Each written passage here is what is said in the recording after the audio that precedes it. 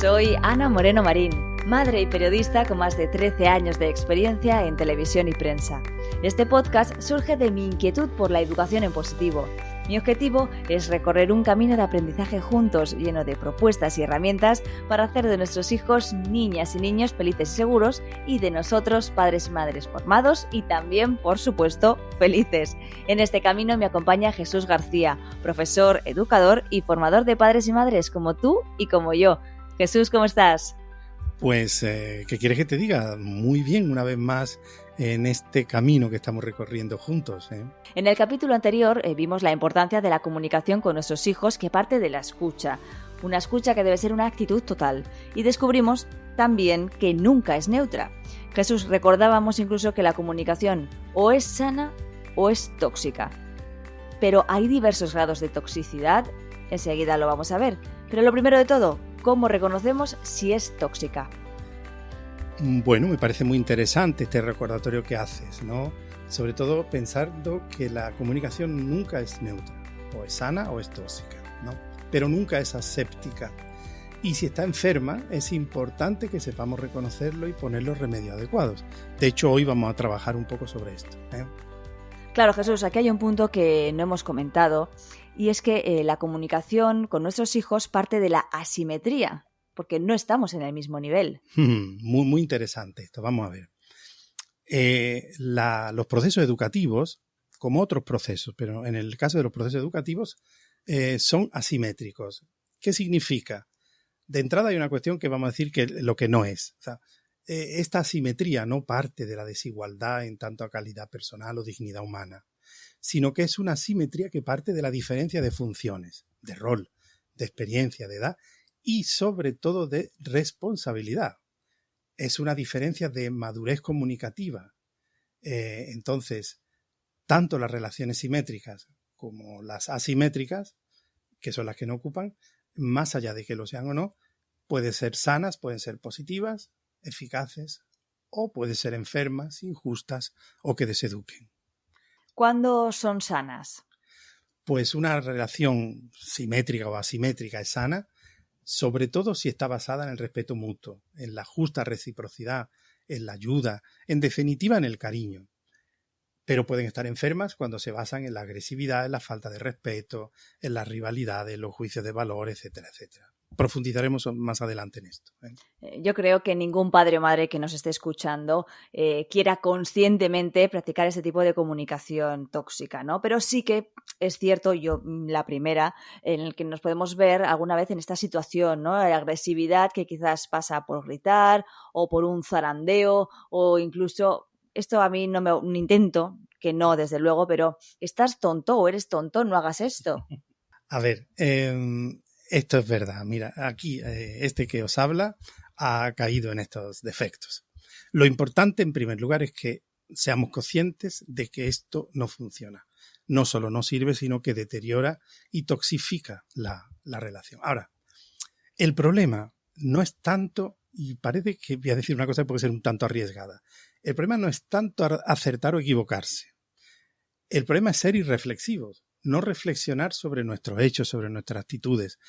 Aquí está la clave. En la medida en que reflexionamos sobre lo que hacemos, vamos cambiando nuestras creencias. Y en la medida en que cambiamos nuestras creencias, cambiamos nuestras actitudes. Este sería el proceso. Pero pretender cambiar directamente las actitudes desde la culpa, pues me parece que no es el camino. Un punto que creo que es muy importante, Jesús, que hablemos, es que aunque que lo intentemos, ¿no? Que este es el punto de partida, o sea, no podemos gritar, no podemos zarandear o llegar incluso a una agresividad física a nuestros hijos, o sea, no se puede, porque entre otras cosas, y quiero detenerme aquí un momento, esto es muy importante, cómo afecta a la autoestima de nuestros niños y niñas. Claro, a ver, vamos a ir por partes, Hemos dicho en algún momento, y lo repito, que esto de la educación es sobre todo un proceso de trabajo hacia nosotros mismos. Entonces, ¿qué es lo primero? Lo primero es saber reconocer nuestros pensamientos y nuestro estado de ánimo, saberles dar nombre a esos sentimientos. Es decir, si yo en un determinado momento siento que me he equivocado, que le da un grito a mi hijo o a mi hija, ¿qué es lo importante? Saber y reconocer cómo me siento. darle nombre a ese sentimiento. Ahora bien, no quedarse en el sentimiento, porque no será un sentimiento, digamos, positivo, ¿no? Posteriormente, y dado que nuestra forma de pensar y sentir modifica la comunicación, es fundamental que sepamos gestionar esos pensamientos, tratando de encaminarlos siempre hacia unos modelos que podemos llamar constructivos. Por ejemplo, si pensamos de nosotros mismos, no es lo mismo pensar, hay que ver lo mal padre o la mal madre que soy, ¿no? Y decir, oye, ¿cómo tendré que hacer para mejorar? Este es el juego de pensamiento. Igual es hacia los hijos. O sea, no es lo mismo decir, hay que ver esta niña, ¿no? Lo respondona que ha salido, por ejemplo. Sino decir, oye, ¿cómo podemos hacer para ayudarla a qué? Es decir, este es el juego. Pero claro, este juego, ¿a qué nos lleva? Y yo creo que esta sería la parte importante de la respuesta. Tenemos que buscar tiempo para detenernos y reflexionar sobre lo que pensamos, sobre lo que sentimos y lo que hacemos o hemos hecho. Pero tenemos que saber detenernos. Si no nos detenemos y vamos ahí con el tran-tran de la vida, de la cotidianidad, difícilmente podremos encontrar solución, ¿eh?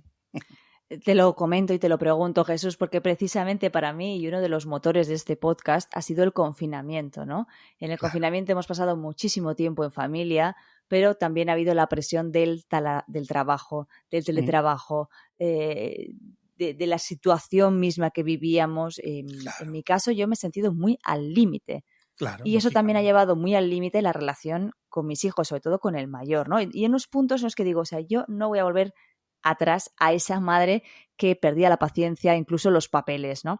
Me parece muy importante este punto que has dicho, en el que estoy trabajando mucho desde ese momento, ¿no? Porque yo nunca había llegado hasta ese límite, ¿no? Pero realmente fue como meterme en esa situación en la que yo dije, o sea, no puedo seguir por aquí. Es verdad que luego en el día a día ya no vamos a estar confinados como entonces, ¿no? Pero eso me ha hecho a mí abrir los ojos y darme cuenta de que tenemos que nosotros adultos tener que ser capaces de controlarnos y darnos cuenta de cuándo estamos llegando, digamos, a esa zona roja, ¿no? En la que vamos a perder la paciencia y vamos a entrar en esa comunicación tóxica. Claro, lógico, es que te has detenido. O sea, en cuanto nos detenemos, se produce como esa energía del momento, pero hay que detenerse. Esto es fundamental. Al principio decíamos que la comunicación tóxica puede tener diversos grados de intensidad. Explícanos. A ver, me hace gracia eso de los grados de toxicidad, ¿no? Pero es cierto. O sea, porque la toxicidad en comunicación tiene su graduación y su intensidad. Esto es muy interesante, a ver, porque por una parte, y como todo en la vida, va desarrollándose gradualmente. La toxicidad empieza, por ejemplo, por leves gritos a nuestros hijos, por pequeñas ofensas aparentemente inofensivas, y así poco a poco, tanto nuestro hijo como nosotros, nos vamos acostumbrando a esas manifestaciones tóxicas. ¿Y qué va sucediendo? Vamos aumentando la escalada, hasta que llega un momento en el que nuestra comunicación está realmente infectada. Y me permito decir que a veces inevitablemente. Pero claro, la comunicación se infecta por otras vías, por la inoportunidad, es decir, cuando yo hablo o digo algo cuando no debo decirlo, los juicios, los reproches del tipo eres un desastre, así no llegará a ninguna parte. Todo esto son como pequeños, perdón por la expresión, pequeños virus, ¿no? Que van colándose y van infectando nuestra relación y en consecuencia nuestra comunicación y en consecuencia la educación de nuestros hijos, ¿eh? También, por otro lado, en el capítulo anterior, ¿no? Hablábamos de esa escucha y cómo esa escucha también tiene que ser con el cuerpo. También en este caso, la comunicación tóxica puede ser muy importante la comunicación no verbal. Ciertamente.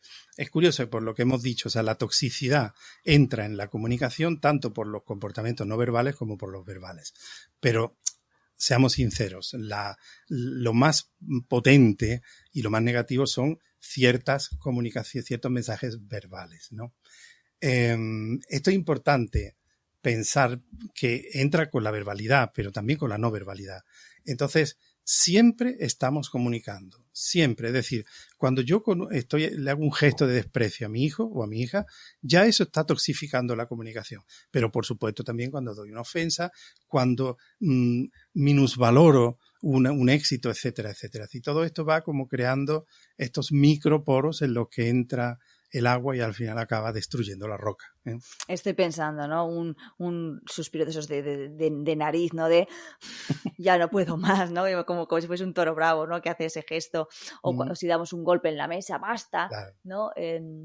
estoy pensando que todas esas actitudes, ¿no?, mandan un mensaje directo, ¿no?, a nuestros hijos y a su autoestima, que además son cosas que, si no nos damos cuenta, pueden dejar marca, ¿no?, y pueden influir. Esto es verdad, ciertamente, no lo niego. Ahora, la clave está en que una vez que hemos, por así decir, cometido un error de estos, no quedarnos ahí.